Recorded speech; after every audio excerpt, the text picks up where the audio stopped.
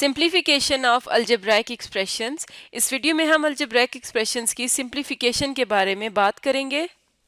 तो पहले देखते हैं कि अलजेब्राइक एक्सप्रेशंस कौन से होते हैं। तो ऐसे मैथमेटिकल स्टेटमेंट्स या ऐसे सेंटेंसेस जो वेरिएबल्स, कोफिशिएंट्स, कांस्टेंट्स और पावर्स या इंडिसेस से मिलकर बने हों उन्हें हम अलजेब्राइक एक्सप्रेशंस कहते हैं। और इनके अंदर वेरिएबल्स, कांस्टेंट्स, कोफिशिएंट्स वगैरह को मिलाकर टर्म्स बनती हैं और वो जो टर्म्स होती हैं वो एक दूसरे के साथ अलजेब्राइक ऑपरेशंस की मदद से कनेक्टेड होती हैं, जैसे प्लस, माइनस, मल्टीप्लाई और डिवाइड। इसके अलावा इन एक्सप्रेशंस के अंदर ब्रैकेट्स यूज़ होती हैं डिफरेंट टाइप की। और इसके अलावा जो पावर्स होती हैं, जो कि हमने यहाँ पर बात की है पावर्स या इंडिसेस, वो भी यहाँ पर इम्पोर्टेंट हैं, जैसे स्क्वायर रूट्स हो गए, पावर 3 हो गई, या इस तरह की डिफरेंट पावर्स हो गई।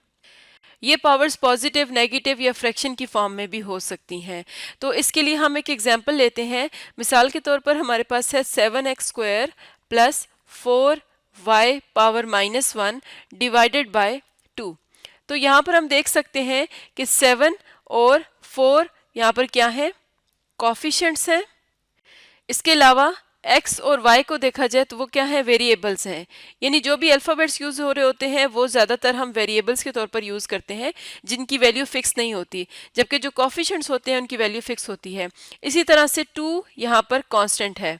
यहाँ पर 2 जो है ये कांस्टेंट नंबर है क्योंकि इसके साथ कोई भी वेरिएबल मल्टीप्लाई नहीं हो रहा। और ये जो पावर में है 2 और -1, ये पावर्स या इंडिसेस इनको हम कह सकते हैं। और ऑपरेशंस यहाँ पर कौन से यूज़ हुए हैं, एडिशन और मल्टीप्लिकेशन। तो इस तरह के एक्सप्रेशंस को हम अलजेब्राइक एक्सप्रेशंस कहते हैं। अब इनकी सिंप्लीफिकेशन से क्या मुराद है, इनकी सिंप्लीफिकेशन से क्या मुराद है कि अगर इनके दरमियान इस तरह के ऑपरेशंस आ जाएं तो क्या हम उनको मज़ीद सिंप्लीफाई कर सकते हैं, या क्या हम उनको सॉल्व कर सकते हैं या नहीं कर सकते। तो सिंप्लीफिकेशन होती किस तरह से है, इसको समझने के लिए पहले एक एग्जाम्पल लेते हैं। एग्जाम्पल हमने नंबर्स की फॉर्म में ली है ताकि पहले हम सिंप्लीफिकेशन के रूल को समझ लें, उसके बाद हम अलजेब्राइक एक्सप्रेशंस को सिंप्लीफाई करेंगे। तो ये है 6 + 12 divided by 4 minus 2 multiply by 3। तो इस तरह से जब डिफरेंट ऑपरेशंस आ जाते हैं किसी भी अलजेब्राइक ऑपरेशन में या किसी भी सेंटेंस में, तो उसको हम इस तरह से एक तरतीब से सिंप्लीफाई करेंगे। यानी इस तरह नहीं हो सकता कि हम यहाँ पर 6 + 12 कर दें, उसके बाद 4 से डिवाइड कर दें, फिर -2 कर दें और मल्टीप्लाई बाय 3। बल्कि इसके लिए एक ख़ास ऑर्डर है जिसको हम कहते हैं बोर्ड मैस रूल, यानी कि BODMAS। इसको बोर्ड मैस भी कहा जा सकता है और बिड मैस भी, BIDMAS, बिड मैस भी कहा जाता है। तो ये ऑर्डर क्या है, सबसे पहले बी है। बी का मतलब है ब्रैकेट्स, यानी अगर किसी एक्सप्रेशन में ब्रैकेट्स आ रही हैं तो सबसे पहले हमने ब्रैकेट्स को ख़त्म करना है।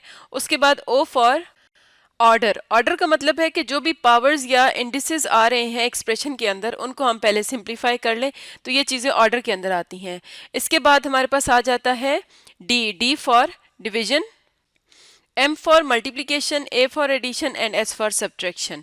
तो इसका मतलब है कि अगर किसी एक्सप्रेशन में इनमें से कोई भी ऑपरेशंस मौजूद हों या ब्रैकेट्स मौजूद हों तो सबसे पहले हमने ब्रैकेट्स को ख़त्म करना है, उनको सिंप्लीफाई करना है। उसके बाद अगर एक्सप्रेशन में कोई पावर्स या इंडिसेस मौजूद हैं, जैसे स्क्वायर रूट हो गया, पावर 2 हो गया, उन सबको सिंप्लीफाई करना है। उसके बाद हमने डिवीजन को सॉल्व करना है, जिन दो नंबर्स के दरमियान डिवीजन का साइन है। उसके बाद मल्टीप्लिकेशन, फिर एडिशन और फिर सब्ट्रैक्शन। और इसी तरह से बिट मैच रूल भी काम करता है। बिट मैच में बाकी तमाम चीज़ें सेम है, सिर्फ आई से हम इंडिसेस मुराद लेते हैं, यानी इसमें भी पावर्स या ऑर्डर्स की ही बात हो रही है।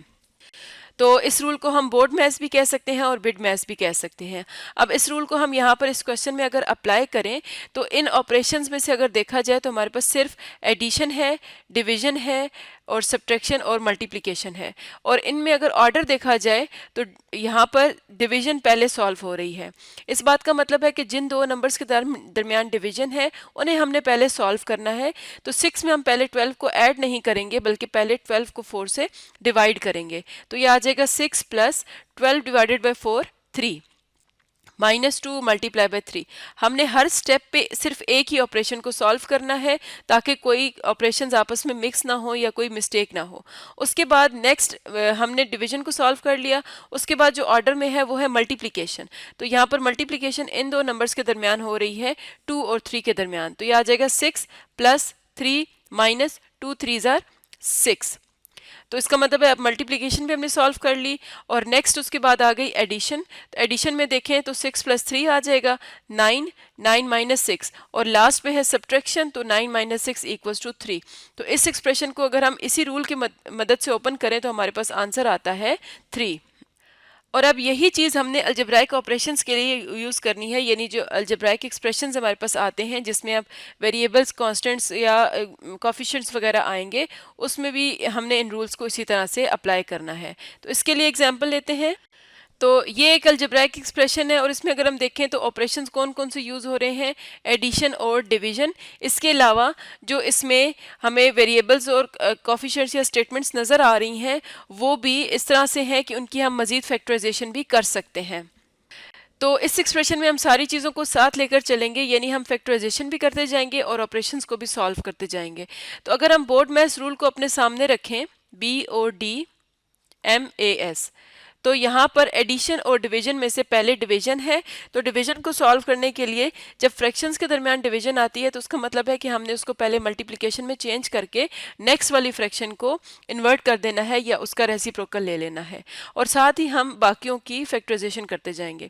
तो अगर हम x4 - y4 को देखें तो ये कौन से फार्मूला के तहत हम इसको सिंप्लीफाई कर सकते हैं, हम लिख सकते हैं x² का स्क्वायर माइनस y² का स्क्वायर डिवाइडेड बाय, अब यहाँ से अगर हम देखें तो ये फार्मूला बनता है x² + 2xy + y², यानी इसको हम x + y² लिख सकते हैं। ये हमारे पास आइडेंटिटी आ जाएगी। उसके बाद नेक्स्ट है x - y, इसको इसी तरह से रहने देते हैं, और नेक्स्ट है x × x + y। ये ऑलरेडी फैक्टर्स की फॉर्म में है तो इसको हम ओपन नहीं करेंगे बल्कि इसी तरह रहने देंगे। उसके बाद डिवीजन को मल्टीप्लिकेशन में चेंज करेंगे तो ये आ जाएगा x/x² + y²। तो अब दोबारा से हम बोर्ड मैथ्स रूल को अगर देखें तो अब हमारे जो ऑपरेशंस हैं इनमें एडिशन और मल्टीप्लिकेशन है। तो इन दोनों में सबसे पहले मल्टीप्लिकेशन को सॉल्व करना है। तो अब हम जो लास्ट 2 टर्म्स मल्टीप्लाई हो रही हैं इनको सॉल्व कर लेंगे, और पहली जो टर्म थी जिसकी फैक्टराइजेशन हो रही थी इसकी फैक्टराइजेशन करेंगे। तो यहाँ पर हम आइडेंटिटी लगाएंगे a² - b² = a + b × a - b। तो यहाँ पर x² को हम a लेंगे और y² को b लेंगे, तो ये है a² - b²। तो हम लिख सकते हैं x² - y² और x² + y², और नीचे डिवीजन में आ जाएगा x + y² + x - y divided by x × x + y।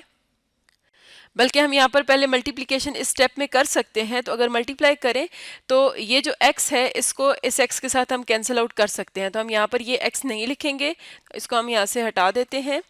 ये आ जाएगा x + y, और ये x ख़त्म हो गया था तो इसके साथ ये जो नीचे वाली टर्म है ये मल्टीप्लाई हो जाएगी। तो यहाँ पर हम इसको एक्सटेंड करके लिख सकते हैं x² + y², क्योंकि यहाँ पर 1 रह गया था। तो x - y × 1 is x - y, और नीचे वाली दोनों नंबर्स को हम आपस में मल्टीप्लाई कर लेंगे। तो यहाँ तक हमने मल्टीप्लिकेशन को सॉल्व किया है। अब हमारे पास एक ही ऑपरेशन रह गया है, एडिशन, और हम जानते हैं कि दो फ्रैक्शंस को जब हमने ऐड करना होता है तो हम उनका एलसीएम लेते हैं, और एलसीएम लेने के लिए हमने क्या करना है, हमने डिनोमिनेटर्स को सेम करना है। लेकिन इससे पहले अगर हम इसको फैक्टराइज कर लें मज़ीद तो हमें काफ़ी उससे हेल्प हो जाएगी, हमारा एक्सप्रेशन मज़ीद सिंप्लीफाई हो जाएगा। तो x² - y² को हम लिख सकते हैं x - y × x + y × x² + y² divided by x + y whole square है। तो इसको हम 2 बार लिख लेंगे, क्योंकि यहाँ ऊपर भी x + y है तो हम उसको एक के साथ कैंसिल कर लेंगे, इसलिए हमने स्क्वायर को ओपन करके 2 बार x + y लिख दिया। यह आ जाएगा x - y divided by x + y × x² + y²। अब यहाँ से अगर हम देखें तो ये टर्म और ये टर्म आपस में कैंसिल आउट हो रही हैं, सिंप्लीफाई हो जाएगा मज़ीद। तो हम इसको लिख लेंगे x - y × x² + y² divided by x + y + x - y divided by x plus y into x square plus y square. तो अब दो फ्रैक्शंस को हमने ऐड करना है, तो उसके लिए हम इनके डिनोमिनेटर्स को सेम करेंगे। तो यहाँ पर है x प्लस वाई और यहाँ पर है x plus y into x square plus y square. इसका मतलब है कि इसके पास इसकी सारी टर्म्स मौजूद हैं, लेकिन इस डिनोमिनेटर के पास ये वाली टर्म मिसिंग है। तो हम क्या करेंगे, हम इसी टर्म से डिनोमिनेटर को मल्टीप्लाई कर देंगे x square plus y square, ताकि हम दोनों डिनोमिनेटर्स को सेम कर लें। तो जो चेंज हमने फ्रैक्शन के डिनोमिनेटर में किया है वही उसके न्यूमिनेटर में भी करेंगे। तो x square plus y square को ऊपर भी मल्टीप्लाई कर देंगे। अब इसको सिंप्लीफाई करके लिखते हैं, तो ये आ जाएगा x minus y into x square plus y square into x square plus y square divided by x plus y x square plus y square plus x minus y divided by x plus y into x square plus y square. उसके बाद हम यहाँ से देख सकते हैं कि denominators दोनों सेम हो चुके हैं, तो हम उसको कॉमन ले लेंगे। यह आ जाएगा x plus y x square plus y square. अब हम इन दोनों टर्म्स को ऐड कर लेंगे, तो ये आ जाएगा एक्स माइनस वाई, और ये दोनों सेम है तो हम लिख सकते हैं x square plus y square का होल स्क्वायर, क्योंकि दोनों सेम टर्म्स मल्टीप्लाई हो रही हैं, और प्लस आ जाएगा एक्स माइनस वाई। अब फ्रैक्शन के न्यूमिरेटर में दो टर्म्स ऐड हो रही हैं जिनमें x माइनस वाई और x माइनस वाई दोनों में कॉमन है। तो हम x माइनस वाई को जब कॉमन लेंगे तो यहाँ पर रह जाएगा x square plus y square whole square plus 1, और डिनोमिनेटर में रह जाएगा x plus y into x square plus y square. और अब हम अगर देखें तो इसको मज़ीद सिंप्लीफाई नहीं कर सकते, ना तो कोई टर्म कैंसिल आउट हो सकती है, ना ही इस स्क्वायर को ओपन करने से कोई मज़ीद सिंप्लीफिकेशन हो सकती है। तो यही हमारा फाइनल रिजल्ट है, यानी ये हमारी फाइनल सिंप्लीफिकेशन है।